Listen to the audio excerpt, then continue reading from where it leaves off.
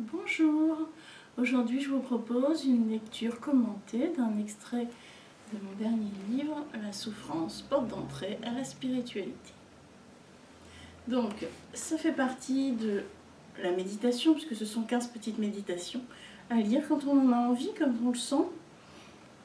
Ça fait partie de la méditation, la souffrance et le delta entre mes rêves et la réalité. Et vous allez voir, on va bien parler de ça. Qu'est-ce que la souffrance ? La douleur est une péripétie inhérente de l'existence humaine. Notre réaction à la douleur peut en revanche être de deux sortes, la souffrance ou l'acceptation. La douleur devient souffrance quand elle est subie. C'est celle des outrages de la vie, celle qui nous tombe dessus. La douleur devient acceptation, ou autrement dit souffrance éclairante, quand je lui permets de me transformer, de remettre ma vie à l'équilibre, dans la permanence du mouvement. L'adultère est-il une souffrance ? Une femme de 45 ans découvre un jour que son mari la trompe. Est-ce une souffrance ? Oui, tant que son rêve de couple idéal est présent pour elle. Il existe alors un fort delta entre la vie rêvée qu'elle a imaginée avec son mari et la trahison bien réelle qu'elle vit. Tant qu'elle demeurera dans cette image rêvée du couple, elle souffrira, parce que ce qu'elle vit n'est pas ce qu'elle veut. Est-ce une souffrance ? Non. Si elle décide de lâcher sa bonne image de couple idéal, qu'elle voit la réalité telle qu'elle est, elle pourra alors considérer cette trahison comme telle, sans vouloir revenir à la situation initiale, et elle pourra envisager des changements dans sa vie.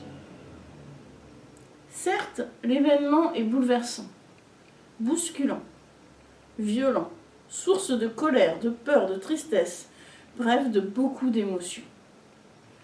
Aussi pénible et douloureux que soit l'adultère, il n'en est pas en soi une véritable souffrance. La souffrance réside dans l'énergie que la femme met à vouloir à tout prix que ce qui s'est passé ne se soit pas passé, et que la bonne image du couple redevienne sa réalité. Elle veut que son mari ne l'ait pas trompée, elle sait que son mari ne doit pas la tromper, et peut-être même doit-elle à ses enfants de demeurer une famille unie, à ses parents de réussir son mariage comme eux l'ont réussi. La souffrance subie arrive quand cette femme se place comme victime de la situation et reste attachée à ce qu'elle avait, à ce qu'elle était, et donc quand elle arrête le mouvement de la vie. Si à la violence de l'événement, aux émotions qui se bousculent, qui surgissent l'une après l'autre, qui tourmentent, cette femme répond par l'acceptation. Si elle laisse le changement s'opérer dans sa vie, sans freiner, elle demeure dans la vie.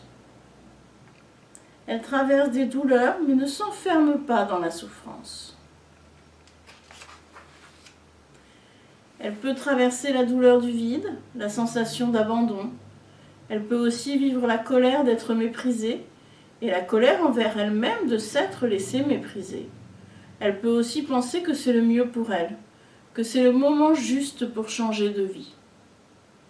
Peut-être se rendra-t-elle compte qu'elle n'était plus dans le mouvement de la vie, que cet événement est le déclenchement d'une nouvelle vie en elle. L'acceptation de ce qui est, sans angélisme ni misérabilisme. Mais si l'on ignore de quoi demain sera fait, même si l'on ignore de quoi demain sera fait, on peut demeurer dans la confiance.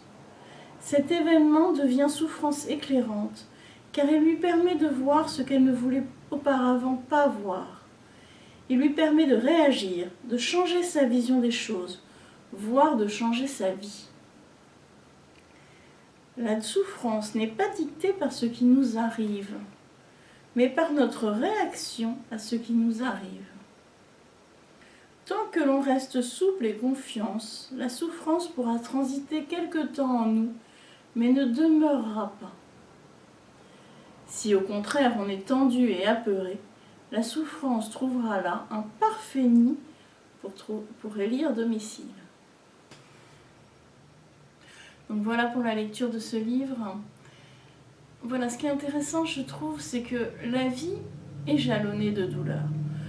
C'est illusoire de penser qu'on va traverser la vie dans la tranquillité la plus absolue.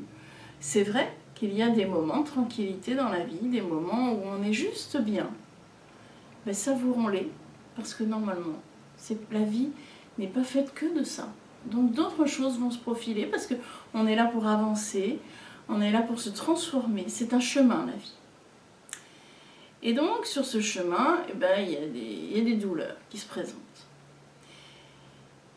Et toute la question est de savoir, en effet, comment je réagis face à la douleur. Soit je suis une victime, et dans ce cas-là, la douleur va s'amplifier, elle va devenir souffrance, elle va s'enquister, elle va devenir chronique. Et plus on va aller dans la plainte et la position de victime, et plus on va rencontrer des sauveurs. Et on va mettre d'autres gens à la place des bourreaux. Enfin, en tout cas, plus ce trio sauveur, bourreau, victime se met en place, plus on est dans la souffrance. Si au contraire, j'accepte la douleur comme une douleur, mais pas plus. Juste, voilà, il s'est passé ça. Mais si ça s'est passé dans mon existence, c'est que je suis capable de le surmonter. Ça, moi, j'en suis absolument persuadée. Il n'y a rien qui ne se présente à nous qu'on ne soit pas capable de traverser. Donc, je peux le traverser et quelque chose de bon va naître. Même si ce n'est pas ce que j'aurais décidé intellectuellement avant, je peux faire confiance que le bon va apparaître dans ma vie après. Il est déjà là, en fait. La douleur est déjà le bon, puisqu'elle est la source d'une transformation en nous. Ça, c'est la confiance, c'est l'acceptation, vraiment, dans tout ce qui se passe dans la vie, y compris la douleur. Et je vous laisse méditer là-dessus, voir comment ça résonne en vous. Et puis, je suis toujours disponible si vous avez envie d'en discuter. Au revoir.